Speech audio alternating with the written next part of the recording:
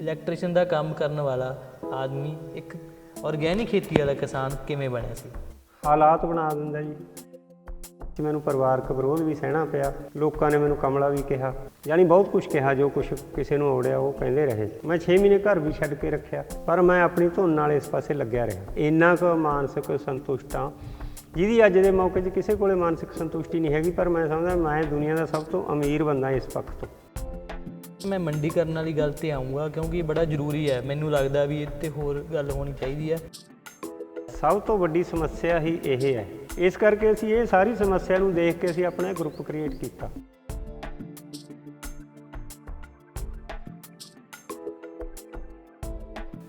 ਆਪਣੀ ਖੇਤੀ ਨਾਲ ਜੁੜੇ ਸਾਰੇ ਸੱਜਣਾਂ ਨੂੰ ਪਿਆਰ ਭਰੀ ਸਤਿ ਸ਼੍ਰੀ ਅਕਾਲ ਤੇ ਮੈਂ ਹਾਂ ਜਗਸੀਰ। ਅੱਜ ਅਸੀਂ ਪਿੰਡ ਗੁਣੀਕੇ ਜ਼ਿਲ੍ਹਾ ਪਟਿਆਲਾ 'ਚ ਬੈਠੇ ਹਾਂ, ਜਿੱਥੇ ਮੇਰੇ ਨਾਲ ਗੁਰਮੇਲ ਸਿੰਘ ਜੀ ਬੈਠੇ ਨੇ। ਇਹਨਾਂ ਦੀ ਇੰਟਰੋਡਕਸ਼ਨ ਬਾਰੇ ਦੱਸਦਿਆਂ, ਇੱਕ ਇਲੈਕਟ੍ਰੀਸ਼ੀਅਨ ਸੀ ਪਰ ਜ਼ਿੰਦਗੀ ਨੇ ਅਜਿਹਾ ਮੋੜ ਲਿਆ ਕਿ ਆਰਗੈਨਿਕ ਖੇਤੀ ਦੇ ਰਾਜਾ ਬਣ ਗਏ। ਸੋ ਰਾਜਾ ਵੀ ਇਸ ਤਰ੍ਹਾਂ ਬਣੇ ਕਿ ਘਰ ਦੀਆਂ ਜ਼ਰੂਰਤਾਂ ਵੀ ਪੂਰੀਆਂ ਕੀਤੀਆਂ ਅਤੇ ਵੱਡਾ ਜਿਹੜਾ ਕਰਜ਼ਾ ਸੀ ਉਹ ਵੀ ਲਾਹਿਆ, ਜਿਹੜਾ ਕਿ ਅਜੋਕੇ ਸਮੇਂ ਦੇ ਵਿੱਚ ਜੇ ਕਿਸੇ ਨੂੰ ਕਹਿ ਦਈਏ ਕਿ ਆਰਗੈਨਿਕ ਖੇਤੀ ਵੱਲ ਮੁੜ ਜਾਓ ਤਾਂ ਉਹਨੂੰ ਲੱਗਦਾ ਕਿ ਯਾਰ ਇਹ ਕੰਮ ਔਖਾ ਹੈ। ਸੋ ਮੇਰੇ ਨਾਲ ਗੁਰਮੇਲ ਸਿੰਘ ਜੀ ਬੈਠੇ ਨੇ। ਇਹਨਾਂ ਦੇ ਚਿਹਰੇ ਦੀ ਖੁਸ਼ੀ ਦੱਸਦੀ ਹੈ ਵੀ ਅੱਜ ਬੜੇ ਸਕੂਨ ਭਰੇ ਜ਼ਿੰਦਗੀ ਜਿਉ ਰਹੇ ਨੇ। ਗੁਰਮੇਲ ਜੀ, ਹੁਣ ਤਾਂ ਤੁਸੀਂ ਇਸ ਟਾਈਮ ਕਿਸਾਨ ਹੋ, ਪਰ ਤੁਸੀਂ ਦੱਸਿਆ ਵੀ ਰਵਾਇਤੀ ਖੇਤੀ ਪਰਿਵਾਰ ਕਰਦਾ ਸੀ, ਪਰ ਤੁਹਾਡਾ ਜਿਹੜਾ ਸੀਗਾ ਸਬਜੈਕਟ ਉਹ ਇਲੈਕਟ੍ਰੀਸ਼ੀਅਨ ਨਾਲ ਜੁੜਿਆ ਸੀ। ਇਲੈਕਟ੍ਰੀਸ਼ੀਅਨ ਦਾ ਕੰਮ ਕਰਨ ਵਾਲਾ ਆਦਮੀ ਇੱਕ ਆਰਗੈਨਿਕ ਖੇਤੀ ਵਾਲਾ ਕਿਸਾਨ ਕਿਵੇਂ ਬਣਿਆ ਸੀ? ਹਾਲਾਤ ਬਣਾ ਦਿੰਦਾ ਜੀ। ਪਹਿਲਾਂ ਤਾਂ ਸਾਰੇ ਦਰਸ਼ਕਾਂ ਨੂੰ ਸਤਿ ਸ੍ਰੀ ਅਕਾਲ, ਤੁਹਾਨੂੰ ਵੀ ਸਤਿ ਸ੍ਰੀ ਅਕਾਲ ਸਾਰਿਆਂ ਨੂੰ। ਕੁਛ ਹਾਲਾਤ ਵਕਤ ਐਸਾ ਆ ਜਾਂਦਾ ਕਿ ਬੰਦੇ ਨੂੰ ਕਈ ਕੁਛ ਤਬਦੀਲੀਆਂ ਆਪਣੇ ਦੇ ਵਿੱਚ ਕਰਨੀਆਂ ਪੈ ਜਾਂਦੀਆਂ ਨੇ। ਕੁਦਰਤ ਦਾ ਨਿਯਮ ਵੀ ਹੈਗਾ ਤਬਦੀਲੀ। ਇਸ ਕਰਕੇ ਜਦੋਂ ਮੈਂ ਨੌਕਰੀ ਕੀਤੀ ਇਲੈਕਟ੍ਰੀਸ਼ੀਅਨ ਦੀ, ਮੈਨੂੰ ਵੀ ਕੋਈ ਉੱਥੇ ਸਮੱਸਿਆ ਐਸੀ ਆਈ ਕਿ ਮੈਨੂੰ ਨੌਕਰੀ ਛੱਡਣੀ ਪਈ। ਨੌਕਰੀ ਛੱਡ ਕੇ ਫਿਰ ਮੇਰੇ ਕੋਲ ਆਪਸ਼ਨ ਇਹੀ ਸੀ ਖੇਤੀ ਦੀ। ਹਾਲਾਂਕਿ ਮੇਰੇ ਕੋਲ ਆਪਸ਼ਨ ਨੌਕਰੀ ਦੀ ਬਹੁਤ ਸੀ ਇੰਡਸਟਰੀ ਦੇ ਵਿੱਚ, ਪਰ ਜਦੋਂ ਮੈਨੂੰ ਇਹ ਮਹਿਸੂਸ ਹੋਇਆ ਵੀ ਹੁਣ ਆਪਾਂ ਨੌਕਰੀ ਨਹੀਂ ਕਰਨੀ, ਆਪਾਂ ਹੁਣ ਖੇਤੀ ਕਰਾਂਗੇ, ਆਪਣਾ ਕੰਮ ਹੈ, ਅਤੇ ਮੈਂ ਆ ਕੇ ਖੇਤੀ ਸ਼ੁਰੂ ਕਰ ਲਈ। ਖੇਤੀ ਸ਼ੁਰੂ ਕੀਤੀ, 5-6 ਸਾਲ ਖੇਤੀ ਸ਼ੁਰੂ ਕੀਤੀ, ਸੰਦ ਬਣਾਏ, ਹੋਰ ਕਾਫੀ ਕੁਛ ਕਰਿਆ ਜੋ ਲੋੜ ਸੀਗੀ ਖੇਤੀ ਦੇ ਵਿੱਚ ਕਰਨ ਦੇ। ਅਤੇ ਉਹਦੇ ਨਾਲ ਮੈਂ 6 ਸਾਲਾਂ ਦੇ ਵਿੱਚ 6 ਲੱਖ ਰੁਪਏ ਦਾ ਕਰਜ਼ਈ ਹੋ ਗਿਆ। ਫਿਰ ਉੱਥੇ ਆ ਕੇ ਮੈਨੂੰ ਫਿਰ ਦੁਬਾਰਾ ਸੋਚਣਾ ਪੈ ਗਿਆ ਵੀ ਮੈਂ ਜੋ ਰਸਤਾ ਅਡੋਪਟ ਕੀਤਾ ਹੈ, ਜਿਸ ਰਸਤੇ 'ਤੇ ਮੈਂ ਚੱਲਿਆ, ਇਹ ਰਸਤਾ ਮੈਂ ਗਲਤ ਕਰ ਲਿਆ। ਇਹ ਕਿੱਥੇ ਜਾ ਕੇ ਮੁੱਕੂਗਾ ਉਹਦੇ ਬਾਰੇ ਵੀ ਮੈਨੂੰ ਕਲੀਅਰ ਹੋ ਗਿਆ। ਅਤੇ ਪ੍ਰਾਪਤੀ 6 ਲੱਖ ਕਰਜ਼ਾ ਹੋ ਚੁੱਕਿਆ ਸੀ ਮੇਰਾ। ਅਤੇ ਫਿਰ ਮੈਂ ਆਰਗੈਨਿਕ ਵਾਲੇ ਪਾਸੇ ਸੋਚ ਕੇ ਇਸ ਪਾਸੇ ਆਇਆ। ਹਾਲਾਂਕਿ ਮੈਨੂੰ ਇਹ ਪਤਾ ਸੀ ਵੀ ਮੈਂ ਇੱਕ ਵਾਰੀ ਹੋਰ ਪਿੱਛੇ ਜਾਊਂਗਾ ਇਹਦੇ ਨਾਲ, ਕਿਉਂਕਿ ਮੈਨੂੰ ਤਜਰਬਾ ਵੀ ਹੈ ਨਹੀਂ ਸੀ, ਨਾ ਮਾਰਕੀਟ ਬਾਰੇ ਕੋਈ ਜਾਣਕਾਰੀ ਸੀ, ਨਾ ਪੈਦਾ ਕਰਨ ਵਾਸਤੇ ਕੋਈ ਜਾਣਕਾਰੀ ਸੀ, ਕੁਛ ਵੀ ਜਾਣਕਾਰੀ ਨਹੀਂ ਸੀ।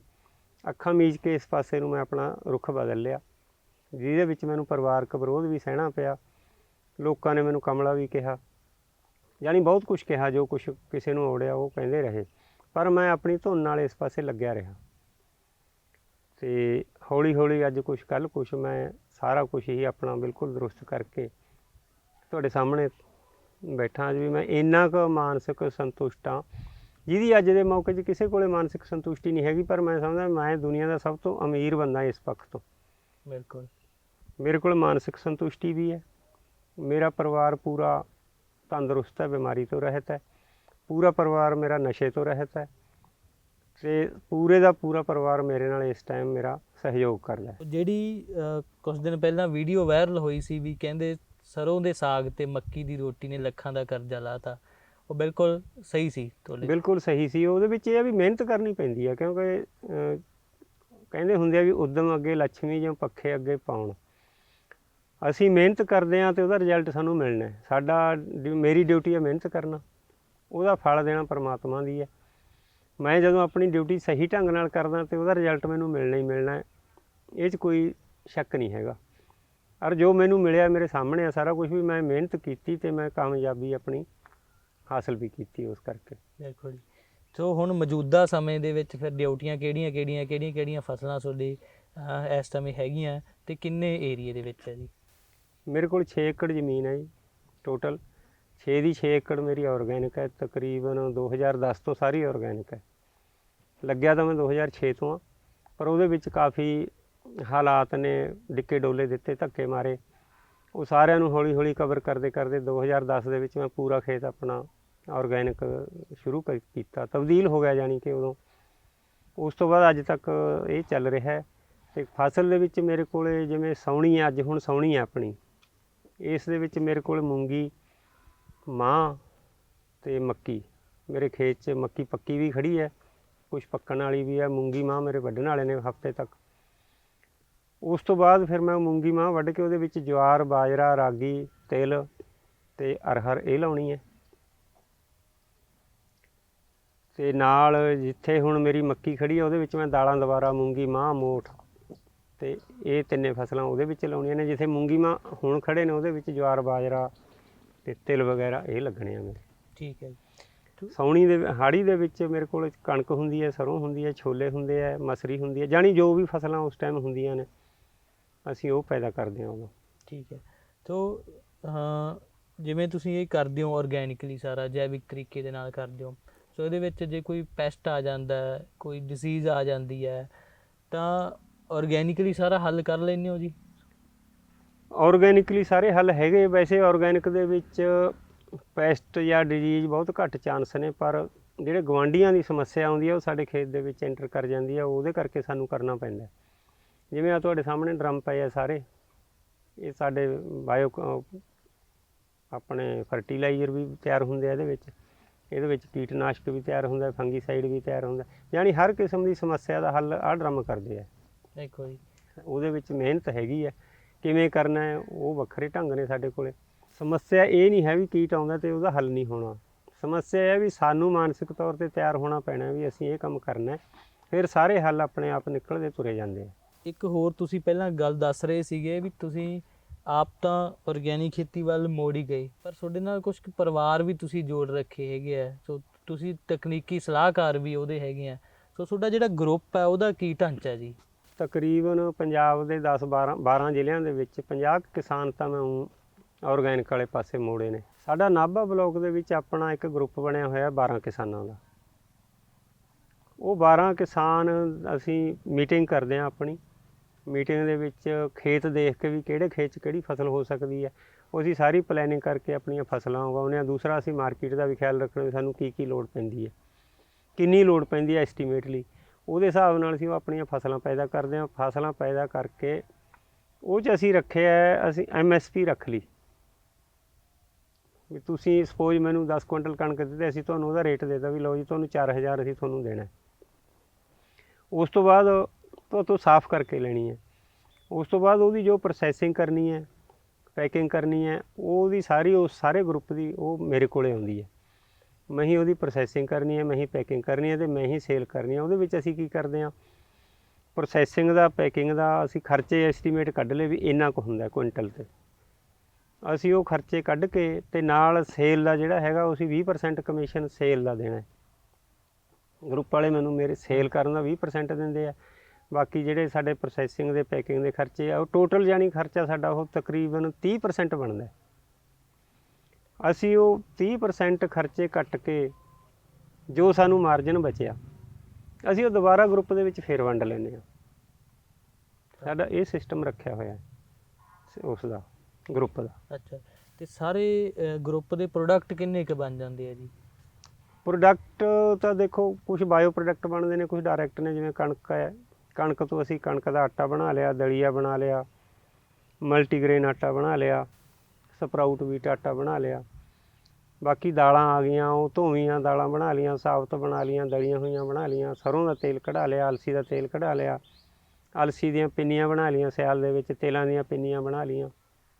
ਇਸ ਤਰ੍ਹਾਂ ਪ੍ਰੋਡਕਟ ਸਾਡੇ ਕੋਲ ਕਾਫੀ ਤਕਰੀਬਨ 27-28 ਪ੍ਰੋਡਕਟ ਹੋ ਜਾਂਦੇ ਆ, 27-28 ਪ੍ਰੋਡਕਟ ਹੈ ਜਿਹੜੇ ਮਾਰਕੀਟ 'ਚ ਜਾਂਦੇ ਆ। ਠੀਕ ਹੈ। ਸੋ ਇਹਦਾ ਮੰਡੀਕਰਨ ਦਾ ਢਾਂਚਾ ਕੀ ਹੈ? ਕਿਉਂਕਿ ਹੁਣ ਵਾਲੇ ਜਿਹੜੇ ਕਿਸਾਨ ਆ ਉਹਨਾਂ ਨੂੰ ਇਹ ਲੱਗਦਾ ਵੀ ਉਗਾ ਤਾਂ ਅਸੀਂ ਲੈਂਦੇ ਇੱਧਰੋਂ ਉੱਧਰੋਂ ਵੀ ਦੇਖ ਕੇ ਜਾਂ ਕਿਤੋਂ ਹੋਰ ਜਾਣਕਾਰੀ ਲੈ ਕੇ, ਪਰ ਜਿਹੜਾ ਵੇਚਣ ਵਾਲਾ ਸਿਸਟਮ ਹੈ ਨਾ ਸਾਡੇ ਹੱਥ ਵੱਸਦਾ ਨਹੀਂ ਹੈਗਾ। ਵੇਚਣਾ ਕੰਮ ਕਿੰਨਾ ਕੁ ਔਖਾ ਹੈ? ਸਭ ਤੋਂ ਵੱਡੀ ਸਮੱਸਿਆ ਹੀ ਇਹ ਹੈ ਆਰਗੈਨਿਕ ਵਾਸਤੇ, ਕਿਉਂਕਿ ਦੂਸਰੀਆਂ ਫਸਲਾਂ ਤੁਸੀਂ ਜਿੱਥੇ ਮਰਜ਼ੀ ਲਿਜਾ ਕੇ ਵੇਚ ਲਓ, ਵਿਕ ਜਾਂਦੀਆਂ ਨੇ। ਆਰਗੈਨਿਕ ਦੇ ਵਿੱਚ ਇਹ ਸਭ ਤੋਂ ਵੱਡੀ ਸਮੱਸਿਆ ਇਸ ਕਰਕੇ ਹੋ ਜਾਂਦੀ ਹੈ ਵੀ ਮੈਂ ਇਕੱਲਾ ਬੰਦਾ, ਸਪੋਜ਼ ਅਸੀਂ ਦੋ ਹਾਂ, ਮੈਂ ਤੇ ਮੇਰਾ ਬੇਟਾ, ਅਸੀਂ ਪੈਦਾ ਕਰੀਏ, ਪ੍ਰੋਸੈਸ ਕਰੀਏ, ਫਿਰ ਪੈਕ ਕਰੀਏ, ਫਿਰ ਉਹਨੂੰ ਲੈ ਕੇ ਜਾਈਏ ਚੰਡੀਗੜ੍ਹ, ਉੱਥੇ ਵੇਚੀਏ, ਉਹ ਸਾਡੇ ਵੱਸ ਦਾ ਰੋਗ ਨਹੀਂ ਹੁੰਦਾ। ਉਹਦੇ ਵਾਸਤੇ ਮੈਨ ਪਾਵਰ ਚਾਹੀਦੀ ਹੈ ਸਾਨੂੰ ਉਨੀ। ਇਸ ਕਰਕੇ ਅਸੀਂ ਇਹ ਸਾਰੀ ਸਮੱਸਿਆ ਨੂੰ ਦੇਖ ਕੇ ਅਸੀਂ ਆਪਣਾ ਗਰੁੱਪ ਕ੍ਰੀਏਟ ਕੀਤਾ। ਹੁਣ ਉਹ ਬਾਕੀ ਕਿਸਾਨ ਪੈਦਾ ਕਰਦੇ ਆ, ਮੈਂ ਵੀ ਠੀਕ ਆ, ਆਪਣੇ 6 ਕਿੱਲੇ ਕਰ ਰਿਹਾ ਪੂਰੇ ਦੇ ਪੂਰੇ, ਮੈਂ ਕੰਮ ਵੀ ਕਰਦਾ ਅਤੇ ਉਹਨਾਂ ਦਾ ਸਮਾਨ ਵੀ ਵੇਚਦਾ, ਸਾਰਾ ਕੁਛ ਕਰਦਾ। ਉਹਦੇ ਵਿੱਚ ਇਹ ਫਾਇਦਾ ਹੋ ਜਾਂਦਾ, ਹੁਣ ਉਹਨਾਂ ਨੂੰ ਇਹ ਫਾਇਦਾ ਵੀ ਮੈਨੂੰ ਉਹਨਾਂ ਨੇ 20% ਕਮਿਸ਼ਨ ਦੇਤਾ ਉਹਨਾਂ ਦਾ, ਕਿਉਂਕਿ ਕਿਸੇ ਕੋਲ 2 ਆਈਟਮਾਂ ਨੇ, ਕਿਸੇ ਕੋਲ 1 ਆਈਟਮ ਹੈ, ਕਿਸੇ ਕੋਲ 3 ਆਈਟਮਾਂ ਨੇ, ਉਹ ਇਕੱਲੀ ਆਈਟਮ ਲੈ ਕੇ ਚੰਡੀਗੜ੍ਹ ਨਹੀਂ ਵੇਚ ਸਕਦਾ।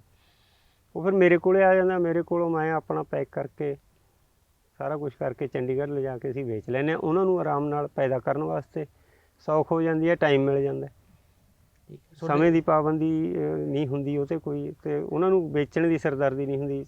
ਪਰਿਵਾਰ ਵੀ ਫਿਰ ਸਹਿਯੋਗ ਦਿੰਦਾ ਜੀ ਪੂਰਾ? ਹਾਂ ਜੀ, ਕਿਉਂਕਿ ਜਦੋਂ ਕੰਮ ਬੜੇ ਹੋ ਜਾਂਦੇ ਆ, ਪੈਕਿੰਗ ਕਰਨੀ ਵੀ ਆ, ਆਪਾਂ ਕੋਈ ਲੇਬਲ ਵੀ ਲਾਉਣੇ ਆ ਉੱਤੇ, ਲੈ ਕੇ ਵੀ ਜਾਣਾ ਮੰਡੀ 'ਚ। ਦੇਖੋ ਜਦੋਂ 4 ਪੈਸੇ ਆਉਂਦੇ ਨੇ ਫਿਰ ਪਰਿਵਾਰ ਉਦੋਂ ਨਾਲ ਜੁੜ ਜਾਂਦਾ ਸਾਰਾ। ਸਮੱਸਿਆ ਤਾਂ ਉਹੀ ਹੈ ਨਾ ਵੀ ਜੇ ਤੁਹਾਡੇ ਕੋਲ ਇਨਕਮ ਨਹੀਂ ਹੈਗੀ ਫਿਰ ਪਰਿਵਾਰ ਵਿਰੋਧ 'ਚ ਖੜ੍ਹਾ ਹੈ। ਜਦੋਂ ਇਨਕਮ ਆਉਣੀ ਸ਼ੁਰੂ ਹੋ ਗਈ ਉਹਨਾਂ ਨੂੰ ਦਿਖ ਜਾਂਦਾ, ਫਿਰ ਪਰਿਵਾਰ ਸਾਰਾ ਸਾਥ ਦਿੰਦਾ। ਜਿਵੇਂ ਮੇਰਾ ਪਰਿਵਾਰ ਹੈ ਸਾਰਾ ਸਾਥ ਦਿੰਦਾ। ਚੰਡੀਗੜ੍ਹ ਵੀ ਮੇਰੀ ਮਿਸਿਜ ਵੀ ਜਾਂਦੀ ਹੈ, ਬੇਟਾ ਵੀ ਜਾਂਦਾ ਸਿਆਲ ਦੇ ਵਿੱਚ, ਜਦੋਂ ਅਸੀਂ ਸਾਗ ਰੋਟੀ ਬਣਾਉਂਦੇ ਹਾਂ ਉੱਥੇ, ਕਿਉਂਕਿ ਅਸੀਂ ਰੋਟੀ ਉੱਥੇ ਬਣਾਉਂਦੇ ਹਾਂ, ਸਾਗ ਇੱਥੇ ਬਣਾ ਕੇ ਲੈ ਜਾਂਦੇ ਹਾਂ। ਠੀਕ ਹੈ। ਸੋ ਇੱਕ ਹੋਰ ਬੜੀ ਜ਼ਰੂਰੀ ਗੱਲ ਹੈ, ਹੋ ਸਕਦਾ ਜਿਹੜੇ ਕਿਸਾਨ ਵੀਰ ਸੁਣ ਲਏ ਹੋਣ, ਕਿਸੇ ਕੋਲ 1 ਏਕੜ ਜ਼ਮੀਨ ਹੋਵੇ, ਕਿਸੇ ਕੋਲ 2 ਏਕੜ ਹੋਵੇ, ਛੋਟੇ ਕਿਸਾਨ ਹੋਣ, ਹੈ ਨਾ, ਉਹਨਾਂ ਦਾ ਮਨ ਤਾਂ ਬਹੁਤ ਕਰਦਾ ਹੈ ਵੀ ਆਪਾਂ ਯਾਰ ਥੋੜ੍ਹਾ ਜਿਹਾ ਸੰਭਲੀਏ, ਹੁਣ ਥੋੜ੍ਹਾ ਜਿਹਾ ਰਸਾਇਣਾਂ ਨੂੰ ਘਟਾਈਏ ਜਾਂ ਜ਼ਹਿਰਾਂ ਨੂੰ ਘਟਾਈਏ, ਪਰ ਉਹਨਾਂ ਦੀ ਜੇਬ ਨਹੀਂ ਅਲਾਓ ਕਰਦੀ ਵੀ ਜੇ ਅਸੀਂ ਕਿਤੇ ਇਹਨੂੰ ਛੱਡ ਕੇ ਔਰਗੈਨਿਕ ਖੇਤੀ ਕਰਨ ਲੱਗ ਪਏ ਤਾਂ ਇਹਦੇ ਬੰਨਿਓ ਵੀ ਜਾਈਏ ਅਤੇ ਨਵਾਂ ਵੀ ਸਾਡਾ ਕੁਛ ਬਣੇ ਨਾ, ਜਾਂ ਕੁਛ ਵਿਕੇ ਨਾ, ਜਾਂ ਸਾਨੂੰ ਰੇਟ ਨਾ ਮਿਲੇ। ਤਾਂ ਕੋਈ ਤਰੀਕਾ ਹੈਗਾ, ਸੌਖਾ ਤਰੀਕਾ, ਕਿਉਂਕਿ ਤੁਹਾਡਾ ਤਾਂ ਤਜਰਬਾ ਰਿਹਾ, ਕਿਵੇਂ ਮੁੜਨ? ਜੋ ਮੈਂ ਸੁਝਾਅ ਦਿੰਦਾ ਉਹ ਇਹੀ ਹੈ ਵੀ ਪੂਰੀ ਦੀ ਪੂਰੀ ਜਿਹੜਾ ਸਾਡਾ ਖੇਤ ਹੈ, ਜਿਵੇਂ ਮੈਂ ਕਰਿਆ ਇਸ ਢੰਗ ਨਾਲ, ਅਸੀਂ ਹੁਣ ਕਿਸੇ ਨੂੰ ਰਾਏ ਨਹੀਂ ਦਿੰਦੇ ਵੀ ਤੁਸੀਂ ਸਾਰਾ ਖੇਤ ਤਬਦੀਲ ਕਰ ਦਿਓ। ਘੱਟੋ ਘੱਟ ਆਪਣੇ ਪਰਿਵਾਰ ਵਾਸਤੇ ਜਿੰਨੀ ਕੁ ਤੁਹਾਨੂੰ ਲੋੜ ਹੈ, ਅੱਧੇ ਏਕੜ ਦੀ ਜਾਂ ਚੌਥੇ ਹਿੱਸੇ ਦੇ 1 ਏਕੜ ਦੀ, ਉਹਨਾਂ ਦਾ ਤੁਸੀਂ ਸ਼ੁਰੂ ਕਰ ਦਿਓ ਸਾਰਾ। ਉਸ ਤੋਂ ਬਾਅਦ ਤੁਸੀਂ ਹੌਲੀ ਹੌਲੀ ਨਾ ਉਹਨੂੰ 2 3 4 ਸਾਲਾਂ ਦੇ ਵਿੱਚ ਰੱਖੋ, ਏਮ 4 ਸਾਲ ਦਾ, 3 ਸਾਲ ਦਾ, 5 ਸਾਲ ਦਾ ਵੀ ਰੱਖ ਲਓ ਭਾਵੇਂ, ਵੀ ਅਸੀਂ ਆਪਣਾ ਖੇਤ ਹਰ ਕਾਸੇ ਤੋਂ, ਸਾਰੀਆਂ ਖਾਦਾਂ ਤੋਂ, ਕੈਮੀਕਲਾਂ ਤੋਂ ਮੁਕਤ ਕਰਨਾ ਹੈ। ਉਹਨੂੰ ਘਟਾਉਣ ਪਹਿਲਾਂ ਤੁਸੀਂ ਪੈਸਟੀਸਾਈਡ ਘਟਾ ਲਓ, ਪਹਿਲਾਂ ਸਾਰਿਆਂ ਤੋਂ ਪਹਿਲਾਂ ਤੁਸੀਂ ਖਾਦਾਂ ਘਟਾਉਣੀਆਂ ਸ਼ੁਰੂ ਕਰੋ, ਕਿਉਂਕਿ ਖਾਦਾਂ ਜਦੋਂ ਜ਼ਿਆਦਾ ਯੂਰੀਆ ਜ਼ਿਆਦਾ ਡਾਇਆ ਦਿੰਦੇ ਹਾਂ ਅਸੀਂ, ਉਹਦੇ ਨਾਲ ਸਾਡੇ ਕੋਲ ਪੈਸਟ ਅਟੈਕ ਜ਼ਿਆਦਾ ਹੁੰਦਾ।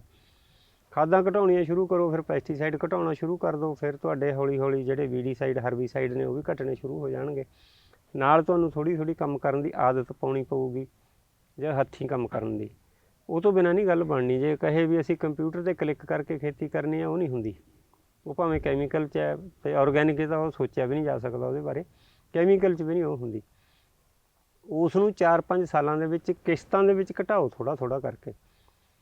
ਅਤੇ ਨਾਲ ਜਿਹੜੇ ਔਰਗੈਨਿਕ ਦੇ ਜਿਹੜੇ ਅਸੀਂ ਫਾਰਮੂਲੇ ਵਰਤਦੇ ਹਾਂ, ਜਿਵੇਂ ਬਾਇਓ ਆਪਣੇ ਬਣਾਉਣੇ ਫਰਟੀਲਾਈਜ਼ਰ ਵਗੈਰਾ, ਜਾਂ ਫੰਗੀਸਾਈਡ ਬਣਾਉਣਾ ਹੈ, ਪੈਸਟੀਸਾਈਡ ਬਣਾਉਣਾ ਹੈ, ਨਾਲ ਇਹਨਾਂ ਨੂੰ ਦੀ ਵਰਤੋਂ ਸ਼ੁਰੂ ਕਰੋ। 4-5 ਸਾਲ ਦੇ ਵਿੱਚ ਮੈਂ ਨਹੀਂ ਕਹਿੰਦਾ ਵੀ ਬਿਨਾਂ ਲੌਸ ਖਾਧੇ ਕੋਈ ਬੰਦਾ ਉਹ 'ਚ ਮਾਰ ਖਾ ਜਾਊਗਾ। ਉਹ ਹੌਲੀ ਹੌਲੀ, ਕਿਉਂਕਿ ਸਾਡੇ ਕੋਲ ਅਸੀਂ ਉਹਨੂੰ ਵੇਚਣਾ ਵੀ ਸ਼ੁਰੂ ਕਰੋ ਉਸ ਢੰਗ ਨਾਲ। ਆਪਾਂ ਅਖੀਰ 'ਤੇ ਚੱਲਦੇ ਹਾਂ ਜੀ। ਇੱਕ ਵਾਰੀ ਦੁਬਾਰਾ ਮੈਂ ਮੰਡੀਕਰਨ ਵਾਲੀ ਗੱਲ 'ਤੇ ਆਊਂਗਾ, ਕਿਉਂਕਿ ਇਹ ਬੜਾ ਜ਼ਰੂਰੀ ਹੈ। ਮੈਨੂੰ ਲੱਗਦਾ ਵੀ ਇਹ 'ਤੇ ਹੋਰ ਗੱਲ ਹੋਣੀ ਚਾਹੀਦੀ ਹੈ। ਸੋ ਤੁਹਾਡਾ ਸ਼ਡਿਊਲ ਸਮਝਣਾ ਚਾਹੁੰਦੇ ਹਾਂ ਜੀ, ਤੁਸੀਂ ਹਫ਼ਤੇ 'ਚ ਕਿਵੇਂ ਮੈਨੇਜ ਕਰਦੇ ਹੋ?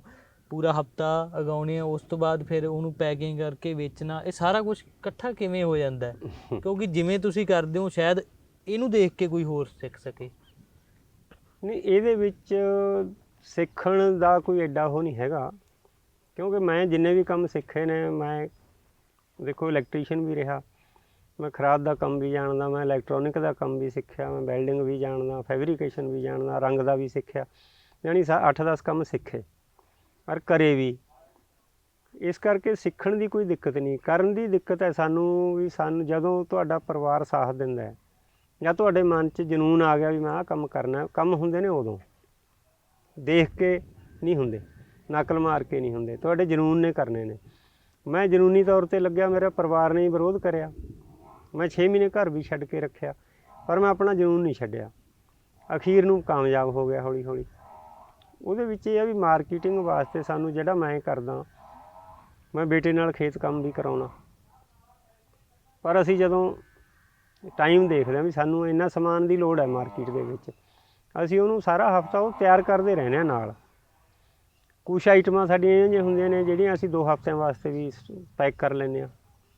ਕੁਛ ਆਈਟਮਾਂ ਹੁੰਦੀਆਂ ਨੇ ਜਿਵੇਂ ਆਟੇ ਨੇ ਸਾਡੇ, ਵੇਸਣ ਹੈ, ਉਹ ਅਸੀਂ ਉਹ ਤਾਜ਼ਾ ਤਿਆਰ ਕਰਨਾ ਹੁੰਦਾ, ਉਹ ਅਸੀਂ 1 ਦਿਨ ਪਹਿਲਾਂ ਕਰਦੇ ਹਾਂ, ਕਿਉਂਕਿ ਉਹ ਅਸੀਂ ਦੇਖਦੇ ਹਾਂ ਵੀ ਲੋਕਾਂ ਨੂੰ ਜਦੋਂ ਅਸੀਂ ਪੈਸੇ ਲੈਣੇ ਹੈ, ਕਿਉਂਕਿ ਸਾਡੇ ਰੇਟ ਤਕਰੀਬਨ 2 ਗੁਣਾ ਤੋਂ ਲੈ ਕੇ 2.5 ਗੁਣਾ ਤੱਕ ਨੇ ਦੂਸਰੀ ਫਸਲ ਨਾਲੋਂ।